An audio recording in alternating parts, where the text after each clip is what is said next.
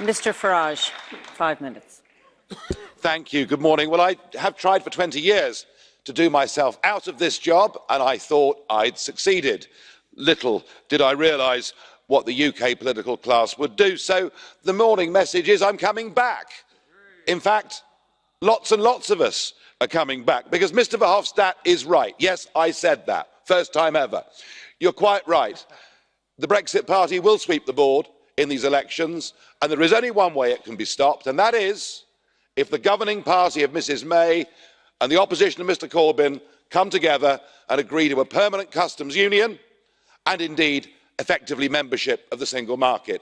If that happens, the Brexit Party won't win the European elections, but it will win the general election, because the betrayal will be so complete and utter. So I don't believe it's going to happen.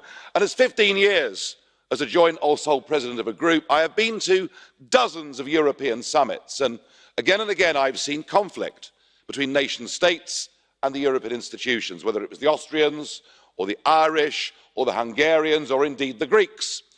And there is one golden rule, always, and that is that Brussels wins. The power and might of Brussels always wins. But I've never been to a European summit quite like last week, where for the second time in 2 weeks, a British Prime Minister comes along and begs for an extension to Article 50. It was humiliating, not just to be in Brussels, but humiliating for the standing of our country around the world. You know, the Commonwealth, America, many of these countries that actually like us still believe that we're a great nation, and yet we have sunk to this. A Prime Minister that promised us we'd leave on the 29th of March, that then said we might leave on the 12th of April, that we definitely leave on the 30th of June, and now we're being told we'll leave on the 31st of October. Halloween, trick or treaty, make your minds up. And if it's your last day, Mr Juncker, well, I hope that we leave together on that day. But actually, if it's left to this appalling Prime Minister, if it's left to our politicians in Parliament, I know that it's not going to happen. In the past, I know I've always criticised the power without accountability of senior bureaucrats in Brussels, but for once I have to say that this mess is not your fault. Your position has been clear from the start. The mess is the fault of British politics, of two parties who both promised us in their manifestos they would deliver Brexit, who signed up to Article 50, which expressly said we would leave with or without a deal. That is where the betrayal is. And I do share with members great sadness about appalling tragedy of the Notre Dame being burnt down yesterday. Something very beautiful has been lost, but something very vital is being lost in the United Kingdom. And I thought the deaths column of the Times newspaper yesterday summed it up rather well. UK democracy on the 29th of March 2019, aged 312. It was with sad regret that democracy died quietly in her sleep at 11 p.m. on March the 29th, 2019.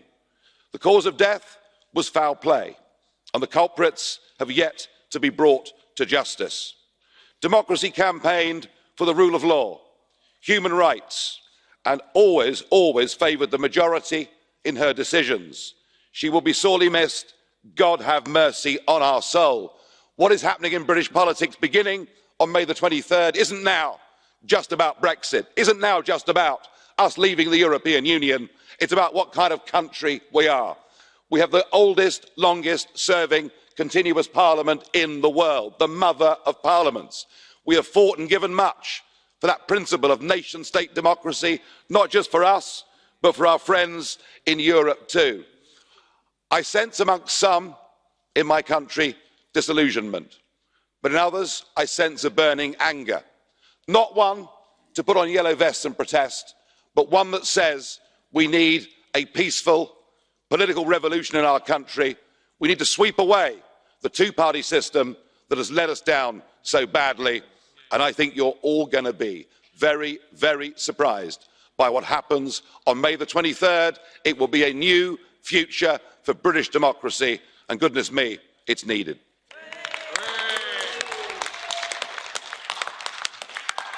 Colleagues, I have received some blue card requests, but because the President has set the precedent, we don't give blue card requests during the leaders' speeches.